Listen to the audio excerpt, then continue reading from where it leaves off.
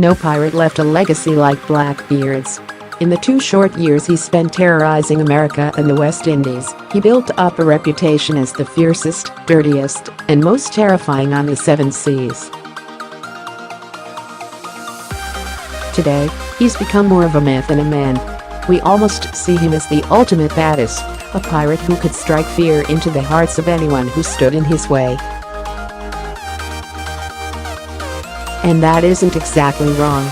But Blackbeard wasn't just some cool, tough, but likable edgy hero. He was incredibly dangerous and completely out of his mind. 10 he shot his crew members to remind them he was in charge. Blackbeard's ship was massive. It had a crew of 300 men, all of them hard-drinking pirates who were ready to go wild at the slightest provocation. It was a struggle to keep them in line, which is probably why Blackbeard picked up the habit of getting drunk and shooting them. Early on, it's believed that Blackbeard had a hard time getting his crew to obey him. After raiding ships, they'd get drunk on the wine they stole and get rowdy, and, initially, Blackbeard struggled to get people to listen to him. That changed, though, when he started acting crazier than they ever could. According to an old story, Blackbeard was once drinking with his first mate, Israel Hands, when suddenly, Blackbeard blew out the candle, pulled out his and shot his first mate in the knee. Israel Hands hadn't done anything to provoke Blackbeard. When Hands asked Blackbeard why, he simply relit the candle and said, "If I don't shoot 1 or 2 crewmen now and then, they'd forget who I am." 9 He burned toxic chemicals to see who could tough it out the longest. Blackbeard had some pretty weird ideas on how to pass the time. According to another story that spread out from his crew, the pirate once got and challenged his men to see who was the toughest man on the ship in the craziest way possible. He led his men, who took the challenge down to the hold of the and closed all the hatches. Then, once he was sure every escape was sealed, he lit a pot of sulfur on fire. The burning sulfur filled the air, choking the men. Desperate for their lives, they started pounding on the locked doors, begging to be released. The other sailors broke open the doors and let them go, but Blackbeard didn't leave. He waited until he was sure he was the only person left breathing the acid in the air. Then he walked out through the pale yellow fog and yelled, "Damn me, you yellow-bellied sapsuckers. I'm a better man than all you milksops put together."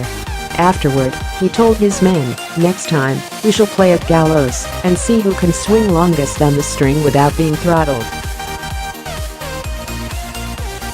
This time, though, his men knew better. There were no volunteers. 80 shared his wives with his crew, as a gift was surprisingly popular with women. Throughout his life, he reportedly got married 14 times, although for the women, that wasn't necessarily the happiest day of their lives. The pirate was sentimental when it came to women, and it was said that he treated every woman he married like his first love.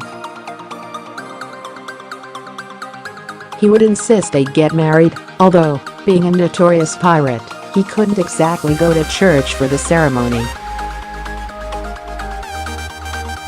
Instead, he would have one of his men conduct the mock on the ship. Perhaps, at first, it was exciting for the girls, holding hands with a pirate and promising to be his for all time.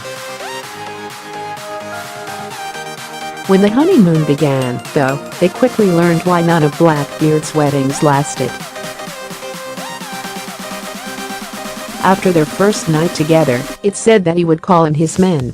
It was his custom to invite 5 or 6 of his brutal companions to come ashore, it was said. He would force her to prostitute herself to them all, one after another, before his face. 7. He raided ships in search of syphilis treatments. Archaeologists scavenging through the sunken remains of his ship stumbled on something they never expected to find: Blackbeard's personal syringe. The legendary pirate, it seems, kept a syringe filled with mercury at his side at all times to treat the raging syphilis that plagued him after years of chasing booty. It was a strange find, but it actually explained a lot of his actions. Blackbeard had made healthcare a major part of his plans. When he raided ships, he would capture the surgeons and force them to stay with him. In one case, he raided South Carolina, captured a ship, and threatened to murder everybody aboard. Then he only demanded a chest full of medicine. At first, historians had assumed that he simply needed a good supply of medicine to treat his men. Now, though, it's possible that he may have had a more burning need for all that. 6. He got drunk and stole people's hats. Before he became a captain, Blackbeard worked for a pirate called Captain Benjamin Hornigold. It was then that Blackbeard learned how to sail the black flag, torment and plague the British. And above all, he learned how to drink. While Blackbeard was in his crew, Hornigold led his men on a raid against a sloop on the coast of Honduras. They waved their black flags, boarded the ship, and threatened the men's lives. But they weren't exactly after Blackbeard and Hornigold, the victims later reported, did us no further injury than the taking most of our hats from us. The pirates explained to the crew that they had got drunk the night before and, after letting the rum flow a little too liberally, thrown their hats overboard. 5. He didn't actually need the money. The thing with being the most feared pirate on the seas is that being rich gets kind of pointless. For all the time that Blackbeard spent raiding ships and stealing, their people were so afraid of him that nobody was going to stop him if he just walked into a store and took whatever he wanted. Blackbeard knew it, and he took advantage of it. Sometimes, he paid for the things he bought, but he only did it when he was feeling charitable. When he wasn't, he would just grab whatever he wanted from the store and leave, subtly daring the shopkeepers to send him a bill. It wasn't that he didn't want to spend he simply liked showing off his power. Just to torment people, he would stop ships he had just robbed blind and ask them to trade with him. Then he'd sell them back the things that he'd stolen from them, not because he needed the money, but just to rub in how powerless they were against him. For he fired bags of glass, nails, and lead at enemy ships. Blackbeard's ship, Queen Anne's Revenge, was equipped with 31, but they weren't always filled with cannonballs. When he attacked a ship, his goal wasn't to sink it. He wanted to keep the ship intact, to steal it. So he used something even more brutal. Blackbeard kept canvas bags full of glass, nails, and lead on his ships that he would put in his cannons instead. When he fired them, a spray of shrapnel would spread through the target ship, cutting people up and wreaking havoc before he and his men boarded. That doesn't mean he never shot to sink, though. When he was mad enough to use cannonballs, Blackbeard would tie two together with bolts of. They would spin around when they fired, smashing through ship walls with extra force and absolutely destroying any vessel that got in his path. 3. He strangled the women he captured. Blackbeard may have loved women enough to marry 14 of them on the shore, but he was a strict believer that women were not meant to be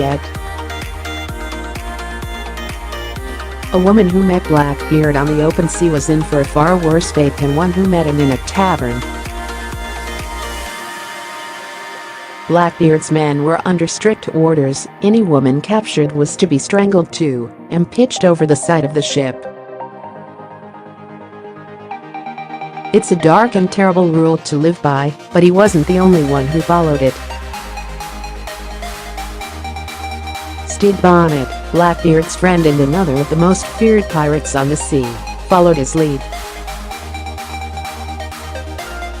It all worked as a strange form of chivalry, it seems. Though Blackbeard never explained his reasoning, other pirates explained that they didn't believe it was right to let their men rape and abuse women. So to spare them the pain, they would throw them overboard and leave them for dead. He got the British to give him a full royal pardon anyway after all the horrible things Blackbeard did. It's hard to believe that the British was willing to rest without bringing him to justice. But at the peak of the golden age of piracy, raiders like Blackbeard became such a big problem that the military just gave up on arresting them. Anyone who had promised to stop being a pirate, the authorities announced, would get a full governmental, as long as they promised never to do it again. Blackbeard took the deal, but not before binging his way through every terrible deed he could one last time. First, he convinced his friend Stede Bonnet to get a pardon himself. Then, while Bonnet was distracted, Blackbeard robbed his best friend and his men blind and marooned his crew. Then Blackbeard got his pardon before Bonnet could find out what he'd done. Bonnet couldn't do anything to get revenge without making himself a fugitive again, and so Blackbeard got away with robbing him without consequence. He was shot 5 times and stabbed 20 before he died. Even after he got his pardon, Blackbeard still didn't stop pirating. It didn't take long before he got bored with leading a peaceful life and took to the seas once more, raiding ships and wreaking havoc along the coastlines. Lieutenant Robert Maynard went after Blackbeard with 2 ships and 60 men. He would be the man who would finally kill Blackbeard, but it wouldn't be easy. Maynard made it look like his vessel was nearly deserted to lure Blackbeard into boarding his ship. Then, while the pirate's guard was down, Maynard's men swarmed out of the hatches. Blackbeard was furious, and he charged straight for Maynard, who immediately shot him in the chest. That didn't stop Blackbeard, though. He kept fighting, and soon was clashing his sword against Maynard's. Blackbeard thrust down so hard that he broke Maynard's sword and likely would have killed him. But somebody stabbed Blackbeard in the neck from behind. Even after that, Blackbeard kept fighting. By the end, he'd been shot 5 times and stabbed more than 20 before he died of loss. In his final moments, he was reloading his gun, determined to keep shooting, no matter how many times they shot him. Mark Oliver is a regular contributor to Listverse.